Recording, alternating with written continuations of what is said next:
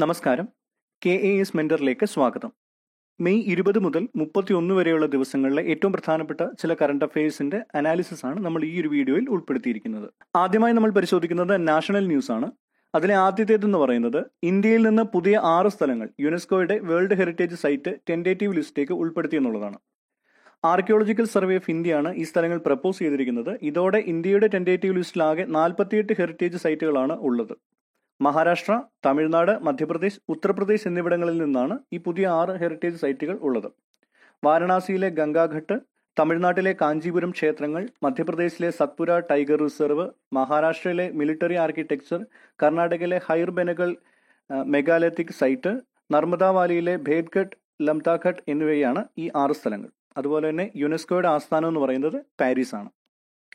രണ്ടാമത്തേതെന്ന് പറയുന്നത് national commission for protection of child rights, അതായത് NCRCR, COVID-19 പശ്ചാത്തലത്തിൽ കുട്ടികൾക്ക് സൈക്കോ മെന്റൽ സപ്പോർട്ട് നൽകുന്നതിന് വേണ്ടിയിട്ട് സംവേദന എന്ന് പറയുന്ന ഒരു toll free helpline launch ചെയ്തു. Sensitising action on mental health vulnerability through emotional development and necessary acceptance എന്ന് പറയുന്നതാണ് സംവേദന എന്നതിന്റെ പൂർണ്ണരൂപം. അപ്പോൾ ഇതിന്റെ പ്രധാനപ്പെട്ട ലക്ഷ്യം എന്ന് പറയുന്നത് COVID-19 പശ്ചാത്തലത്തിൽ മാനസിക സമ്മർദ്ദം അനുഭവിക്കുന്ന കുട്ടികൾക്ക് മെന്റൽ ഹെൽത്ത് പ്രൊവൈഡ് ചെയ്യുക എന്നുള്ളതാണ്. അടുത്ത വാർത്ത എന്ന് പറയുന്നത് അഗ്രികൾച്ചർ കോർപ്പറേഷൻ രംഗത്ത് ഡെവലപ്മെന്റ് ലക്ഷ്യമിട്ട് ഇന്ത്യയും ഇസ്രായേലും തമ്മിൽ ഒരു പ്ലാൻ ഒപ്പുവെച്ചു. 5th Indo Israel agricultural action plan എന്നതാണ് അതിന്റെ പേര്. ഈ പ്ലാൻ അനുസരിച്ച് രണ്ട് രാജ്യങ്ങളും 2 ഇനീഷ്യേറ്റീവ്സ് ആണ് ഇംപ്ലിമെന്റ് ചെയ്യാൻ ഉദ്ദേശിക്കുന്നത്. അതിലൊന്ന് Indo Israel agriculture project centre of excellence, രണ്ടാമത്തേത് Indo Israel village of excellence. ഇതിൽ സെന്റർ ഓഫ് എക്സലൻസ് എന്ന് പറയുന്നത് ഇന്ത്യയിലെ 12 സംസ്ഥാനങ്ങളിലാണ് എസ്റ്റാബ്ലിഷ് ചെയ്യാൻ ഉദ്ദേശിക്കുന്നത്. അതുപോലെ തന്നെ വില്ലേജ് ഓഫ് എക്സലൻസ് ഇന്ത്യയിലെ 8 സംസ്ഥാനങ്ങളിലുമാണ് എസ്റ്റാബ്ലിഷ് ചെയ്യുന്നത്. അടുത്ത വാർത്ത എന്ന് പറയുന്നത് കോർപ്പറേറ്റ് അഫയേഴ്സ് മിനിസ്ട്രി അവരുടെ MCA21 വേർഷൻ 3 പോർട്ടലിന്റെ ഫസ്റ്റ് ഫേസ് ലോഞ്ച് ചെയ്തു എന്നുള്ളതാണ്. എന്താണ് ഈ MCA21 പോർട്ടൽ? അതായത് corporate entities, professionals, public people തുടങ്ങിയവർക്ക് ഈസിയായും സുരക്ഷിതമായും കോർപ്പറേറ്റ് അഫയേഴ്സ് മിനിസ്ട്രിയുടെ സേവനങ്ങൾ ആക്സസ് ചെയ്യാനുള്ള ഒരു പോർട്ടലാണ് ഈ MCA21 പോർട്ടൽ. കമ്പനി ആക്ട് 1956 പ്രകാരമുള്ള വിവിധ രേഖകൾ ഓരോ കമ്പനികളും പല ഘട്ടത്തിൽ ഈ മിനിസ്ട്രി ഓഫ് കോർപ്പറേറ്റ് അഫയേഴ്സിലേക്ക് സബ്മിറ്റ് ചെയ്യേണ്ടതായിട്ടുണ്ട്. അപ്പോൾ ഇത് എളുപ്പത്തിൽ സബ്മിറ്റ് ചെയ്യാൻ ഈ MCA21 പോർട്ടൽ കമ്പനികളെ സഹായിക്കുന്നു. പുതിയ MCA21 വേർഷൻ 3 പോർട്ടൽ 2 ഫേസ് ആയിട്ടാണ് ലോഞ്ച് ചെയ്യാൻ ഉദ്ദേശിക്കുന്നത്. അതിന്റെ ആദ്യത്തെ ഫേസ് ആണ് ഇപ്പോൾ ലോഞ്ച് ചെയ്തിരിക്കുന്നത്. അടുത്ത വാർത്ത എന്ന് പറയുന്നത് woman and child development ministry Sakhi one stop centres launch ചെയ്തു. എന്താണ് സഖി വൺ സ്റ്റോപ്പ് സെന്റേഴ്സ്? പൊതുസ്ഥലത്തും പ്രൈവറ്റ് സ്ഥലങ്ങളിലും വയലൻസ് നേരിടേണ്ടി വരുന്ന സ്ത്രീകളെ സപ്പോർട്ട് ചെയ്യുക എന്ന ഉദ്ദേശത്തോടെ ആരംഭിച്ചിരിക്കുന്നതാണ് ഈ Sakhi one stop centres. WCD ministry of external അഫയേഴ്സുമായി ചേർന്നിട്ട് 9 രാജ്യങ്ങളിലായി ഏതാണ്ട് 10 വൺ സ്റ്റോപ്പ് സെന്റേഴ്സുകളാണ് സ്ഥാപിക്കാൻ പോകുന്നത്. Australia, Canada, Singapore, Bahrain, Kuwait, Oman, Qatar, UAE, Saudi Arabia എന്നീ രാജ്യങ്ങളിലാണ് ഈ 9 സഖി വൺ സ്റ്റോപ്പ് സെന്റേഴ്സ് സ്ഥാപിക്കുന്നത്. ഇവിടെ legal aid, medical support, counselling എന്നിവയായിരിക്കും ഈ സ്ത്രീകൾക്ക് പ്രൊവൈഡ് ചെയ്യുന്നത്. അതുപോലെ ഇതിന്റെ ഫണ്ടിങ് എന്ന് പറയുന്നത് നിർഭയ ഫണ്ടിൽ നിന്നാണ് പ്രൊവൈഡ് ചെയ്തിരിക്കുന്നത്. അടുത്തത് മിഡ് ഡേ മീൽ സ്കീമിന്റെ ഭാഗമായി വിദ്യാർത്ഥികൾക്ക് ഒരു മോണിറ്ററിംഗ് അസിസ്റ്റൻസ് നൽകാൻ മിനിസ്ട്രി ഓഫ് എഡ്യൂക്കേഷൻ തീരുമാനിച്ചു. 1 മുതൽ 8 വരെ ക്ലാസ്സിൽ സർക്കാർ അല്ലെങ്കിൽ എയ്ഡഡ് സ്കൂളുകളിൽ പഠിക്കുന്ന വിദ്യാർത്ഥികൾക്കാണ് ഇതിന്റെ ഗുണം ലഭിക്കുന്നത്. 1200 കോടി രൂപയാണ് ഇതിനായി അലോക്കേറ്റ് ചെയ്തിരിക്കുന്നത്. ഓരോ വിദ്യാർത്ഥിക്കും ഏതാണ്ട് 100 രൂപയാണ് ഇതുവഴി ലഭിക്കുന്നത്. ഇനി മിഡ് ഡേ മീൽ സ്കീം എന്ന് പറയുന്നത് 1995 രാജ്യമൊട്ടാകെ സ്കൂൾ വിദ്യാർത്ഥികളുടെ ന്യൂട്രീഷണൽ സ്റ്റാൻഡിംഗ് ഇംപ്രൂവ് ചെയ്യുക എന്ന ലക്ഷ്യത്തോടെ സ്ഥാപിച്ച ഒരു സെൻട്രലി സ്പോൺസേഡ് സ്കീമാണ്. അപ്പോൾ മിനിസ്ട്രി ഓഫ് എഡ്യൂക്കേഷൻ ആണ് ഈ പദ്ധതി ഇംപ്ലിമെന്റ് ചെയ്യുന്നത്. അടുത്ത വാർത്ത എന്ന് പറയുന്നത് അസീം പ്രേംജി യൂണിവേഴ്സിറ്റിയുടെ സെന്റർ ഫോർ സസ്റ്റൈനബിൾ എംപ്ലോയ്മെന്റിന്റെ റിപ്പോർട്ട് അനുസരിച്ച് കോവിഡ് പാൻഡമിക് മൂലം തൊഴിലാളികളുടെ ആവറേജ് ഇൻകം 17% കുറഞ്ഞു എന്നാണ് പറയുന്നത്. സ്വയം തൊഴിൽ ചെയ്യുന്നവരും ഇൻഫോർമൽ വർക്കേഴ്സുമാണ് ഈ ഒരു വരുമാനത്തിൽ ഏറ്റവും കൂടുതൽ ഇടിവ് നേരിട്ടത്. 2020 ഏപ്രിൽ മുതൽ മെയ് വരെ ഉണ്ടായിരുന്ന ലോക്ക്ഡൌൺ മൂലം ഏതാണ്ട് 100 മില്യൺ തൊഴിലാണ് ഇന്ത്യയിൽ നഷ്ടപ്പെട്ടിരിക്കുന്നത്. ഏതാണ്ട് 230 മില്യൺ ആളുകൾ നാഷണൽ മിനിമം വേജ് ത്രഷോൾഡ് പരിധിയായ 375 രൂപയിൽ താഴേക്ക് പതിച്ചു. ദാരിദ്ര്യം റൂറൽ ഏരിയകളിൽ ഏതാണ്ട് 15%, അർബൻ ഏരിയകളിൽ ഏതാണ്ട് 20% വർദ്ധിച്ചുവെന്നാണ് ഈ ഒരു റിപ്പോർട്ട് പറയുന്നത്. അതുപോലെ അടുത്ത വാർത്ത എന്ന് പറയുന്നത് ministry of youth affairs, ministry of health and family welfare, UNICEF, CBSE എന്നിവർ ചേർന്ന് ഏതാണ്ട് 950 പാർട്ട്നേഴ്സിന്റെ സഹായത്തോടുകൂടെ യങ് വാരിയർ ക്യാമ്പയിൻ എന്ന് പറയുന്ന ഒരു ക്യാമ്പയിൻ ആരംഭിച്ചു. COVID-19 ക്രൈസിസ് നേരിടാൻ ഏതാണ്ട് 5 മില്യൺ യുവാക്കളെ തയ്യാറാക്കുകയാണ് ഇതിന്റെ ലക്ഷ്യം. 10 മുതൽ 30 വരെ പ്രായമുള്ള ഏത് വിദ്യാർത്ഥിക്കും അധ്യാപകനും ഇതിന്റെ ഭാഗമാകാം. Health and essential services, vaccine registration, Covid appropriate behaviour, myth busting എന്നിവയാണ് പ്രധാന കർമ്മപരിപാടികൾ. ഏതാണ്ട് 10 റീജിയണൽ ലാംഗ്വേജിലാണ് ഈ ഒരു ക്യാമ്പയിൻ അതിന്റെ പ്രവർത്തനങ്ങൾ നടത്തുന്നത്. കൂടാതെ ഇതിൽ പങ്കെടുക്കുന്നവർക്ക് യൂണിസെഫിന്റെ ഒരു പ്രത്യേക സർട്ടിഫിക്കറ്റും ലഭിക്കുന്നതാണ്. അടുത്തത്, കോവിഡ് പാൻഡമിക് മൂലം ബുദ്ധിമുട്ടുന്ന എൽഡർ സിറ്റിസൺസിനെ സഹായിക്കാൻ വേണ്ടിയിട്ട് ministry of social justice elder line എന്ന് പറയുന്ന ഒരു പദ്ധതി പുറത്തിറക്കി. ഇതൊരു കോൾ സെന്റർ സർവീസ് ആണ്. അതായത് COVID-19 എന്ന് പറയുന്ന മഹാമാരി മൂലം ബുദ്ധിമുട്ടുന്ന എൽഡർ സിറ്റിസൺസിനെ അവരുടെ ബുദ്ധിമുട്ടുകളെ സഹായിക്കാൻ വേണ്ടിയിട്ട് ഉള്ള ഒരു കോൾ സെന്റർ ആണ് ഈ ഒരു പരിപാടി എന്ന് പറയുന്നത്. അപ്പോൾ ഇത് എല്ലാ സംസ്ഥാനങ്ങളിലും മെയ് അവസാനത്തോടെ തന്നെ നടപ്പാക്കാനാണ് നിർദ്ദേശം നൽകിയിരിക്കുന്നത്. 1456 എന്ന് പറയുന്ന ടോൾ ഫ്രീ നമ്പർ വഴി ഈ എൽഡർ സിറ്റിസൺസിന് ഈ കോൾ സെന്റേഴ്സിനെ ബന്ധപ്പെടാവുന്നതാണ്. ടാറ്റ ട്രസ്റ്റ്, NSC ഫൗണ്ടേഷൻ എന്നിവയുടെ സഹായത്തോടെയാണ് ഈ ഒരു എൽഡർ ലൈൻ എന്ന് പറയുന്ന പദ്ധതി നടപ്പാക്കിയിരിക്കുന്നത്. അതുപോലെ ടാറ്റ കമ്മ്യൂണിക്കേഷൻസ് വുമൺ എംപവർമെന്റ് എന്ന് പറയുന്ന ലക്ഷ്യത്തിന് വേണ്ടി അവരുടെ ഒരു CSR പ്രോജക്റ്റായ ഷീ പുറത്തിറക്കി. എന്താണ് ഷീ? അതായത് school of hope and empowerment എന്നതാണ് ഷീയുടെ പൂർണ്ണ രൂപം. റൂറൽ ഏരിയകളിൽ നിന്നും ചെറിയ ടൗണുകളിൽ നിന്നുമൊക്കെ എന്റർപ്രണേഴ്സ് ആവുക എന്ന് പറയുന്ന ലക്ഷ്യം കൊണ്ട് നടക്കുന്ന ഏതാണ്ട് 1 മില്യൺ സ്ത്രീകളെ അവരുടെ ആ ഒരു സ്വപ്നത്തിലേക്ക് വേണ്ട ഇൻസ്പിറേഷൻ നൽകുക എന്നുള്ളതാണ് ഈ ഒരു ഷീ എന്ന് പറയുന്ന ഇനിഷ്യേറ്റീവ് കൊണ്ട് ടാറ്റ കമ്മ്യൂണിക്കേഷൻസ് ലക്ഷ്യമിടുന്നത്. അപ്പോൾ ഈ ഒരു പ്രോഗ്രാമിൽ അവർക്ക് വേണ്ട മെന്റർഷിപ്പ്, ഡിജിറ്റൽ ട്രെയിനിങ്, അവർക്ക് വേണ്ട ഗ്രാൻസ് എന്നിവയാണ് ഈ ഒരു പദ്ധതിയുടെ ഭാഗമായിട്ട് പ്രൊവൈഡ് ചെയ്യുന്നത്. ഇനി എന്താണ് ഒരു CSR ഇനിഷ്യേറ്റീവ് എന്ന് പറയുന്നത്? CSR എന്ന് പറയുന്നത് കോർപ്പറേറ്റ് സോഷ്യൽ റെസ്പോൺസിബിലിറ്റി എന്നുള്ളതാണ്. അതായത് എല്ലാ ബിസിനസ്സുകൾക്കും സമൂഹത്തോട് ഒരു കടപ്പാടുണ്ട് എന്നുള്ളതാണ് അതിൻ്റെ ഒരു ബേസിക് കൺസെപ്റ്റ് എന്ന് പറയുന്നത്. അപ്പോൾ അങ്ങനെ ഒരു കടപ്പാടുള്ളത് കൊണ്ട് തന്നെ അവർക്ക് ലഭിക്കുന്ന വരുമാനത്തിന്റെ ഒരു നിശ്ചിത ഭാഗം അത് എന്തെങ്കിലും തരത്തിലുള്ള സാമൂഹിക പ്രവർത്തനങ്ങൾക്കായി വിനിയോഗിക്കണമെന്ന് ഒരു നിയമമുണ്ട്. അതാണ് കോർപ്പറേറ്റ് സോഷ്യൽ റെസ്പോൺസിബിലിറ്റി എന്ന് പറയുന്നത്. അപ്പോൾ ആ ഒരു റെസ്പോൺസിബിലിറ്റിയുടെ ഭാഗമായിട്ടാണ് ടാറ്റ കമ്മ്യൂണിക്കേഷൻസ് ഇപ്പോൾ ഈ ഒരു ഷീ എന്ന് പറയുന്ന പദ്ധതി പുറത്തിറക്കിയിരിക്കുന്നത്. അടുത്തതായി നമ്മൾ നോക്കുന്നത് ഇന്റർനാഷണൽ സെക്ഷനാണ്. അപ്പോൾ അതിന് ആദ്യത്തെ വാർത്ത എന്ന് പറയുന്നത് ഇന്റർനാഷണൽ ഡിസ്പ്ലേസിംഗ് മോണിറ്ററിംഗ് സെന്റർ, അതായത് IDMCയുടെ 2021 global report on internal displacement അനുസരിച്ച് 2020 അവസാനം വരെ ഏതാണ്ട് 55 മില്യൺ ആളുകളാണ് ഇന്റേണലി ഡിസ്പ്ലേസ് ചെയ്യപ്പെട്ടത്. എന്താണ് ഇന്റേണൽ ഡിസ്പ്ലേസ്മെന്റ്? അതായത് ഒരു രാജ്യത്തിനകത്ത് തന്നെയുള്ള ആളുകളുടെ ഫോഴ്സ്ഡ് മൂവ്മെന്റ്സിനെയാണ് നമ്മൾ ഇന്റേണൽ ഡിസ്പ്ലേസ്മെന്റ് എന്ന് പറയുന്നത്. ഏതാണ്ട് 85% ആളുകൾ കോൺഫ്ലിക്റ്റ്, വയലൻസ് എന്നീ കാരണത്താലാണ് ഡിസ്പ്ലേസ് ചെയ്യപ്പെട്ടത്. അതുപോലെ ഏതാണ്ട് 7 മില്യൺ ആളുകൾ നാച്ചുറൽ ഡിസാസ്റ്റേഴ്സ് മൂലമാണ് ഡിസ്പ്ലേസ് ചെയ്യപ്പെട്ടത്. ചൈനയിലാണ് ഏറ്റവും അധികം ആളുകൾ ഇന്റേണലി ഡിസ്പ്ലേസ് ചെയ്യപ്പെട്ടത്, followed by Philippines and Bangladesh. ഇന്ത്യയിൽ ഏതാണ്ട് 3.9 മില്യൺ ഡിസാസ്റ്റർ ഡിസ്പ്ലേസ്മെന്റ്സ് ആണ് സംഭവിച്ചത്. അടുത്ത ന്യൂസ് എന്ന് പറയുന്നത് സിന്തറ്റിക് കാനാബിനോയിഡ് ബാൻ ചെയ്യുന്ന ആദ്യ രാജ്യമായിട്ട് ചൈന മാറി. എന്താണ് സിന്തറ്റിക് കാനാബിനോയിഡ്? സിന്തറ്റിക് കാനാബിനോയിഡ് എന്ന് പറയുന്നത് മനുഷ്യനിർമ്മിതമായ ചില കെമിക്കൽസ് ആണ്. ഇതൊരു ഡിസൈനർ ഡ്രഗ് ആണെന്ന് പറയാം. അതായത് ഒരു ഒറിജിനൽ ഡ്രഗിന്റെ അതേ എഫക്ട്സ് തരാൻ കഴിയുന്ന രീതിയിൽ ഒരു കെമിക്കലിനെ നമ്മൾ ഡിസൈൻ ചെയ്യുകയാണെങ്കിൽ അതിനെയാണ് നമ്മൾ ഒരു ഡിസൈനർ ഡ്രഗ് എന്ന് പറയുന്നത്. അപ്പോൾ ഒരു ഡിസൈനർ ഡ്രഗ് ആയ സിന്തറ്റിക് കാനാബിനോയിഡ് ബാൻ ചെയ്യുന്ന ആദ്യ രാജ്യമായിട്ട് ചൈന മാറി. അടുത്തത് 2022 എല്ലാവരെയും വാക്സിനേറ്റ് ചെയ്യുക എന്ന ലക്ഷ്യത്തോടെ IMF ഒരു $50 ബില്യൺ പ്ലാൻ പ്രപ്പോസ് ചെയ്തു. ഏതാണ്ട് ഗ്ലോബൽ പോപ്പുലേഷന്റെ 40% 2021 അവസാനത്തോടെയും ബാക്കി 60% 2022 ആദ്യ പകുതിയോടെയും വാക്സിനേറ്റ് ചെയ്യുക എന്നതാണ് IMF ഇതുകൊണ്ട് ഉദ്ദേശിക്കുന്നത്. ഈ ഒരു പ്രപ്പോസൽ ഡ്രാഫ്റ്റ് ചെയ്തിരിക്കുന്നത് IMFന്റെ ചീഫ് എക്കണോമിസ്റ്റായ ഗീതാ ഗോപിനാഥ്, സ്റ്റാഫ് എക്കണോമിസ്റ്റായ രുചിർ അഗർവാൾ എന്നിവർ ചേർന്നിട്ടാണ്. അതുപോലെ ഓർത്തിരിക്കേണ്ട പ്രധാന കാര്യം IMFന്റെ ആസ്ഥാനം എന്ന് പറയുന്നത് വാഷിംഗ്ടൺ DC ആണ്.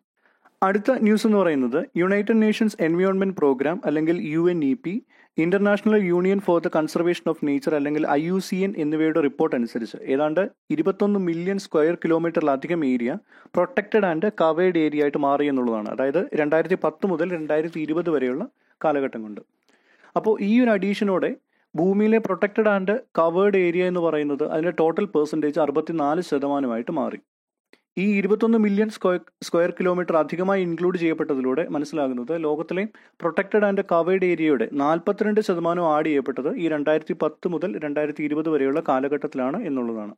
അതുപോലെ തന്നെ ഓർത്തിരിക്കേണ്ട ഒരു ഫാക്ട്, IUCNന്റെ ഹെഡ്ക്വാർട്ടേഴ്സ് എന്ന് പറയുന്നത് സ്വിറ്റ്സർലാൻഡിലെ ഗ്ലാൻഡ് ആണ്. അടുത്തത് വേൾഡ് ഹെൽത്ത് ഓർഗനൈസേഷൻ അതായത് WHO സ്വിറ്റ്സർലാൻഡുമായി ചേർന്നിട്ട് ഒരു ബയോഹബ് ഫെസിലിറ്റി സ്ഥാപിക്കാൻ വേണ്ടി പോകുന്നു.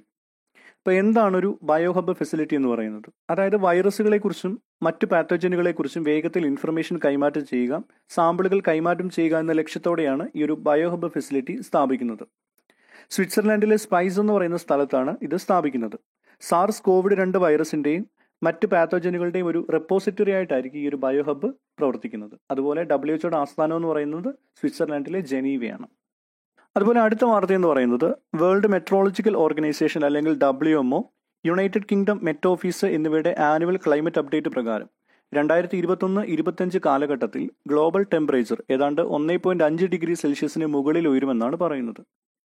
ഈ ഒരു ക്ലൈമറ്റ് അപ്ഡേറ്റ് പ്രകാരം വരുന്ന ഓരോ വർഷത്തിലും ആവറേജ് ഗ്ലോബൽ ടെമ്പറേച്ചർ ഏതാണ്ട് 1 ഡിഗ്രി സെൽഷ്യസ് വർദ്ധിക്കും. 2021-25 ഏതെങ്കിലും ഒരു വർഷം ഏറ്റവും വാമസ്റ്റ് ഇയർ ആയിട്ട് മാറുമെന്നാണ് ഈ ഒരു ക്ലൈമറ്റ് അപ്ഡേറ്റ് സൂചിപ്പിക്കുന്നത്. അപ്പോൾ ഇപ്പോഴത്തെ നമ്മുടെ ഏറ്റവും വാമസ്റ്റ് ഇയർ ആയിട്ട് നമ്മൾ കണക്കാക്കുന്നത് 2016 അതുപോലെ വേൾഡ് മെട്രോളജിക്കൽ ഓർഗനൈസേഷന്റെ ആസ്ഥാനം എന്ന് പറയുന്നത് സ്വിറ്റ്സർലാൻഡിലെ ജനീവയാണ്. അടുത്തത് ഏണസ്റ്റ് ആൻഡ് യങ് പുറത്തിറക്കിയ renewable energy country attractiveness index അനുസരിച്ച് ഇന്ത്യയുടെ റാങ്കിങ് 3 ഏതാണ്ട് 40 രാജ്യങ്ങളെയാണ് ഈ ഒരു റിന്യൂവബിൾ എനർജി കൺട്രി അട്രാക്റ്റീവ്നെസ് ഇൻഡെക്സിൽ പരിഗണിക്കുന്നത്. അതിൽ ഇന്ത്യക്ക് 3rd പ്ലേസ് ആണ് നൽകിയിരിക്കുന്നത്. USA, ചൈന എന്നീ രാജ്യങ്ങളാണ് യഥാക്രമം 1, 2 സ്ഥാനങ്ങളിൽ എത്തിയിരിക്കുന്നത്. ഇന്ത്യ സോളാർ ഫോട്ടോവോൾട്ടേക് സെക്ടറിൽ നടത്തിയ പ്രശംസനീയമായ പ്രകടനത്തിലൂടെയാണ് ഇന്ത്യയുടെ റാങ്കിങ് 4ാം സ്ഥാനത്ത് നിന്ന് 3ാം സ്ഥാനമായിട്ട് ഉയർത്തിയിരിക്കുന്നത്. ഇന്ത്യയുടെ ടോട്ടൽ ഇൻസ്റ്റാൾഡ് സോളാർ ഫോട്ടോവോൾട്ടേക് കപ്പാസിറ്റി 2020 39 ജിഗാവാട്ടായി വർദ്ധിച്ചു.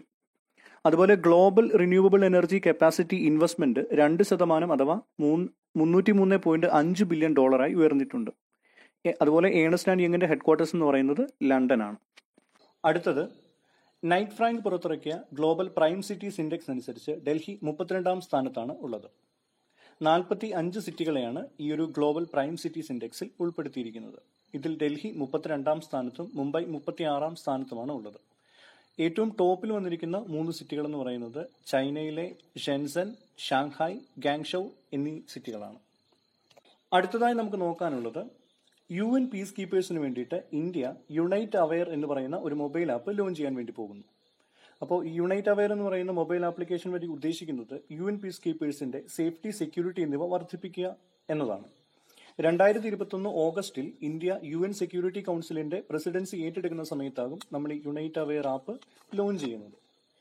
UN പീസ് കീപ്പേഴ്സിന് ടെറൈൻ റിലേറ്റഡ് അവയർനെസ് കൊടുത്തുകൊണ്ടാണ് ഈ ഒരു യുണൈറ്റ് അവെയർ ആപ്പ് പ്രവർത്തിക്കുന്നത്. ഇന്ത്യ ഏതാണ്ട് $1.64 ബില്യൺ ഈ ഒരു പ്രോജക്റ്റിനായി ചെലവഴിച്ചിരിക്കുന്നത്. അടുത്തതായി നമ്മൾ നോക്കുന്നത് എക്കോണമി റിലേറ്റഡ് ആയിട്ടുള്ള കറണ്ട് അഫയേഴ്സ് ആണ്. അതിൽ ഒന്നാമത്തേതെന്ന് പറയുന്നത് reserve bank of India central ഗവൺമെന്റിന് അവരുടെ സർപ്ലസ് മണിയായ 99,122 കോടി രൂപ കൈമാറാൻ വേണ്ടി തീരുമാനിച്ചു. റിസർവ് ബാങ്ക് ഓഫ് ഇന്ത്യയുടെ ബോർഡാണ് ഇത് അപ്രൂവ് ചെയ്തത്. ജൂലൈ 2020 മുതൽ മാർച്ച് 2021 വരെയുള്ള 9 മാസത്തെ RBIയുടെ സർപ്ലസ് മണിയാണ് ഈ 99,122 കോടി രൂപ എന്ന് പറയുന്നത്. ഈ സർപ്ലസ് ട്രാൻസ്ഫർ കഴിഞ്ഞ തവണ, അതായത് 2019-20 നടത്തിയ ട്രാൻസ്ഫറിനേക്കാൾ 50% കൂടുതലാണ്. 2019-20 57,128 കോടി രൂപയാണ് RBI ഇങ്ങനെ സർപ്ലസ് ആയിട്ട് കൈമാറിയത്. ഒപ്പം RBI ബോർഡ് അവരുടെ കണ്ടിജൻസി റിസ്ക് ബഫർ 5.5% മെയിൻറ്റെയിൻ ചെയ്യാൻ വേണ്ടി തീരുമാനിച്ചു. ഇത് ബിമൽ ജലാൻ കമ്മിറ്റി റിപ്പോർട്ടിന്റെ നിർദ്ദേശങ്ങളെ തുടർന്നാണ് ഈ ഒരു തീരുമാനം RBI ബോർഡ് കൈക്കൊണ്ടിട്ടുള്ളത്. അടുത്ത ഒരു ന്യൂസ് എന്ന് പറയുന്നത് 2020-21 ഇന്ത്യയിലേക്ക് $81.72 ബില്യൺ FDI ഇൻഫ്ലോ ഉണ്ടായി എന്നുള്ളതാണ്. FDI എന്ന് പറഞ്ഞാൽ ഫോറിൻ ഡയറക്റ്റ് ഇൻവെസ്റ്റ്മെന്റ് ആണ്. ഇത് ഇതുവരെ ഉണ്ടായ ഏറ്റവും വലിയ FDI ഇൻഫ്ലോ ആണ്. മിനിസ്ട്രി ഓഫ് കൊമേഴ്സിന്റെ റിപ്പോർട്ട് അനുസരിച്ച് ഇത് കഴിഞ്ഞ വർഷത്തേക്കാൾ ഏതാണ്ട് 10% കൂടുതലാണ്. അപ്പോൾ എന്താണ് FDI അല്ലെങ്കിൽ ഫോറിൻ ഡയറക്റ്റ് ഇൻവെസ്റ്റ്മെന്റ്? അതായത് മറ്റൊരു രാജ്യത്തുള്ള ഒരു വ്യക്തിയോ ഒരു സ്ഥാപനമോ ഇന്ത്യയിൽ പ്രവർത്തിക്കുന്ന ഒരു ബിസിനസ്സിൽ പണം നിക്ഷേപിക്കുകയാണെങ്കിൽ അതിനെയാണ് നമ്മൾ FDI എന്ന് പറയുന്നത്. സിംഗപ്പൂരാണ് ഏറ്റവും വലിയ ഇൻവെസ്റ്റിംഗ് കൺട്രി എന്ന് പറയുന്നത്. ആകെ ഉണ്ടായിരിക്കുന്ന FDI ഇൻഫ്ലോയിൽ 29% സിംഗപ്പൂരിൽ നിന്നാണ്. അതിനുശേഷം USA, മൗറീഷ്യസും ആണ്. അതുപോലെ കമ്പ്യൂട്ടർ, സോഫ്റ്റ്വെയർ ആൻഡ് ഹാർഡ്വെയർ എന്ന് പറയുന്ന വിഭാഗത്തിലാണ് ഏറ്റവും കൂടുതൽ FDI ഇൻഫ്ലോ ഉണ്ടായിരിക്കുന്നത്. അടുത്ത ഒരു വാർത്ത എന്ന് പറയുന്നത് IMF, അതായത് ഇന്റർനാഷണൽ മോണിറ്ററി ഫണ്ട്, അവരുടെ എക്കണോമിക് അസസ്മെന്റുകളിൽ ക്ലൈമറ്റ് ചേഞ്ച്, ഡിജിറ്റൽ ടെക്നോളജി എന്നീ ഘടകങ്ങൾ പരിഗണിക്കാൻ പ്ലാൻ ചെയ്യുന്നു. Climate change, demographics and inequality, digital technology എന്നിവയുമായി ബന്ധപ്പെട്ട റിസ്കുകളായിരിക്കും IMF പരിഗണിക്കുന്നത്. IMFന്റെ എക്സിക്യൂട്ടീവ് ബോർഡാണ് ഈ ഒരു പുതിയ അപ്രോച്ച് അംഗീകരിച്ചത്. ഈ ഒരു പുതിയ അപ്രോച്ച് IMFനെ അവരുടെ എക്കണോമിക് അനാലിസിസ് ആൻഡ് അസസ്മെന്റ് കൂടുതൽ timely, topical, targeted and better informed ആക്കാൻ വേണ്ടി സഹായിക്കും.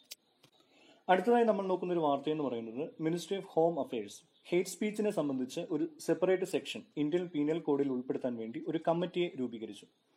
ഇത് ഒരു 5 മെമ്പർ കമ്മിറ്റിയാണ്. ഇതിന്റെ ഹെഡ് എന്ന് പറയുന്നത് ഡൽഹിയിലെ നാഷണൽ ലോ യൂണിവേഴ്സിറ്റിയുടെ വൈസ് ചാൻസലർ ആയിരിക്കും. അപ്പോൾ ഇപ്പോൾ ഇത് ശ്രീകൃഷ്ണ ദേവ റാവു ആണ്. സ്പീച്ച് ആൻഡ് എക്സ്പ്രഷനുമായി ബന്ധപ്പെട്ട ഒഫൻസസിന് വേണ്ടി ഒരു പ്രത്യേക സെക്ഷൻ ഇന്ത്യൻ പീനൽ കോഡിൽ നിർമ്മിക്കുക എന്നുള്ളതാണ് ഈ ഒരു കമ്മിറ്റിയുടെ ഉദ്ദേശം. നിലവിൽ IPCയിൽ ഇങ്ങനെ ഒരു പ്രത്യേക വകുപ്പ് ഇല്ല. ഇനി നമ്മൾ നോക്കുന്നത് സയൻസ് ആൻഡ് ടെക്നോളജിയുമായി ബന്ധപ്പെട്ട വാർത്തകളാണ്. അതിൽ ഒന്നാമത്തേതെന്ന് പറയുന്നത് നാസയുടെ ജെയിംസ് വെബ് ടെലിസ്കോപ്പ് അതിന്റെ പ്രീ ലോഞ്ച് ടെസ്റ്റ് വിജയകരമായി പൂർത്തിയാക്കി എന്നുള്ളതാണ്.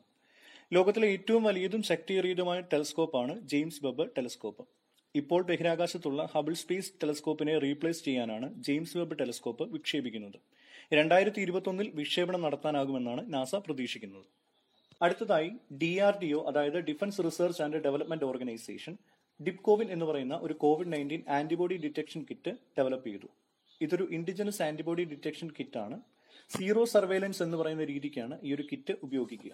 അതായത് COVID-19 ഒരു പ്രദേശത്തുണ്ടായ സ്പ്രെഡ് കണ്ടെത്തുന്നതിനും ഒരു വ്യക്തിയിൽ നേരത്തെ ഉണ്ടായിട്ടുള്ള എക്സ്പോഷർ കണ്ടെത്തുന്നതിനുമുള്ള ഒരു രീതിയാണ് സീറോ സർവൈലൻസ് എന്ന് പറയുന്നത്. അപ്പോൾ ഈ ഒരു കിറ്റിന് SARS-CoV-2 വൈറസിന്റെ സ്പൈക്ക്, ന്യൂക്ലിയോ ക്യാപ്സിഡ് പ്രോട്ടീൻ എന്നിവ 97% സെൻസിറ്റിവിറ്റിയോടെയും 99% സ്പെസിഫിസിറ്റിയോടെയും കണ്ടെത്താനാകും. 75 മിനിറ്റിനുള്ളിൽ ഈ കിറ്റ് ഉപയോഗിച്ച് നമുക്ക് റിസൾട്ട് ലഭിക്കും. അടുത്ത വാർത്ത എന്ന് പറയുന്നത് നാസ അവരുടെ ഫസ്റ്റ് മൊബൈൽ റോബോട്ടായ വൈപ്പറിനെ 2023 ചന്ദ്രനിലേക്ക് ലോഞ്ച് ചെയ്യാൻ വേണ്ടി പോകുന്നു. വോളറ്റൈൽസ് ഇൻവെസ്റ്റിഗേറ്റിംഗ് പോളാർ എക്സ്പെഡീഷൻ റോവർ എന്നതാണ് വൈപ്പർ എന്നതിന്റെ പൂർണ്ണ രൂപം. 2023 ഇത് ലോഞ്ച് ചെയ്യാൻ വേണ്ടി ഉദ്ദേശിക്കുന്നത്. ഇത് നാസയുടെ ആർത്തമിസ് എന്ന് പറയുന്ന പ്രോഗ്രാമിന്റെ ഭാഗമായിരിക്കും. ചന്ദ്രന്റെ വിവിധ റിസോഴ്സുകളെ കുറിച്ച് പഠിക്കുകയാണ് ഈ ഒരു വൈപ്പർ എന്ന് പറയുന്ന റോവറിന്റെ ലക്ഷ്യം. അടുത്തതായി നമ്മൾ നോക്കുന്നത് എൻവയോൺമെന്റ് എന്ന് പറയുന്ന വിഭാഗമാണ്. അതിൽ ഒന്നാമത്തെ വാർത്ത എന്ന് പറയുന്നത് സൈക്ലോൺ യാസ് ഒഡീഷയിൽ കനത്ത നാശനഷ്ടങ്ങൾ വിതച്ചു എന്നുള്ളതാണ്. ബേ ഓഫ് ബംഗാളിലാണ് ഈ യാസ് ചുഴലിക്കാറ്റ് രൂപം കൊണ്ടത്. ഇതിനെ വെരി സിവിയർ സൈക്ലോണിക് സ്റ്റോം എന്ന കാറ്റഗറിയിലാണ് ഉൾപ്പെടുത്തിയത്. 130 മുതൽ 140 മൈൽ പെർ അവർ ആണ് ഇതിന്റെ വേഗം എന്ന് പറയുന്നത്. അതുപോലെ യാസ് ചുഴലിക്കാറ്റിന് ആ പേര് നൽകിയിരിക്കുന്നത് ഒമാനാണ്. ഈ വാക്കിന്റെ അർത്ഥം ജാസ്മിൻ എന്നാണ്. അടുത്ത ഒരു വാർത്ത എന്ന് പറയുന്നത് ചീറ്റകളെ ആഫ്രിക്കയിൽ നിന്നും ഇന്ത്യയിലേക്ക് റീഇൻട്രൊഡ്യൂസ് ചെയ്യാൻ വേണ്ടി പോകുന്നു. 1952 ഇന്ത്യയിൽ എക്സ്റ്റിങ്ക്ട് ആയതായി പ്രഖ്യാപിച്ച ജീവിയാണ് ചീറ്റ. ഈ ചീറ്റയെ മധ്യപ്രദേശിലെ കുനോ നാഷണൽ പാർക്കിലാണ് റീഇൻട്രൊഡ്യൂസ് ചെയ്യാൻ വേണ്ടി പോകുന്നത്. ലോകത്ത് ആദ്യമായാണ് ഒരു ലാർജ് കാർണിവോർ മൃഗത്തെ ഒരു കോണ്ടിനെന്റിൽ നിന്ന് മറ്റൊരു കോണ്ടിനെന്റിലേക്ക് റീലൊക്കേറ്റ് ചെയ്യുന്നത്. 10 ചീറ്റകളെയാണ് സൗത്ത് ആഫ്രിക്ക, നമീബിയ എന്നിവിടങ്ങളിൽ നിന്ന് ഇന്ത്യയിലേക്ക് എത്തിക്കുന്നത്. ഫോറസ്റ്റ് മിനിസ്ട്രി പ്രോജക്ട് ചീറ്റ എന്ന പദ്ധതിക്ക് വേണ്ടി 1400 കോടി രൂപയാണ് അലോക്കേറ്റ് ചെയ്തിട്ടുള്ളത്. 1947 ഇന്ത്യയിലെ അവസാനത്തെ ചീറ്റ എക്സ്റ്റിങ്ക്ട് ആയത്. അപ്പോൾ ഇത്രയും കാര്യങ്ങളാണ് ഈ ആഴ്ചത്തെ വീക്ക്ലി കറന്റ് അഫയേഴ്സ് അനാലിസിസിൽ നമുക്ക് ചർച്ച ചെയ്യാനുള്ളത്. പുതിയൊരു വീഡിയോയുമായി നമുക്ക് വീണ്ടും കാണാം. നന്ദി.